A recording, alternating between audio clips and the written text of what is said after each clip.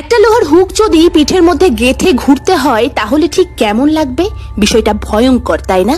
কিন্তু এই রকমই হয় চড়ক পুজোতে। এটি মূলত বাঙালি হিন্দুদের অন্যতম গুরুত্বপূর্ণ একটি লোক উৎসব, যা প্রত্যেক বছর চৈত্র মাসের শেষ দিন বা চৈত্র সংক্রান্তিতে পালন করা হয়। এই পূজা কিভাবে শুরু হয়েছিল তা নিয়ে রয়েছে নানান মতামত। তবে 1485 সালে রাজা সুন্দরানন্দ ঠাকুর এই পূজা আরম্ভ করেছিলেন উচ্চ স্তরের মানুষদের জন্য। কোনো ব্রাহ্মণ দ্বারা এই পূজা সম্পূর্ণ হয় না। শোনা যায় সর্বপ্রথম চড়ক পূজায় সন্ন্যাসীরা প্রত্যেকেই ছিলেন হিন্দু ধর্মের তথাকথিত নিচু সম্প্রদায়ের লোক, তাই এই পূজায় কখনোই ব্রাহ্মণদের প্রয়োজন ছিল না। এই পূজায় শিবের আরাধনা করা হয়, সাথে শিবের বিয়ে, ধারালো অস্ত্র, গায়ে ফোটানো জ্বলন্ত আগুনের উপর দিয়ে হাঁটা এই পূজার বিশেষ আকর্ষণ। আমার মতে বলে উঁচু নিচু জাত বলে কিছুই হয় না, ভক্তি ভরে ঠাকুরকে প্রত্যেকেই ডাকতে পারে। তাই যে কোনো পূজা যে কেউ করতে পারে। আজকের তথ্য ভালো লেগে থাকলে একটি লাইক, আর চ্যানেলে নতুন হলে একটা সাবস্ক্রাইব। Thank you.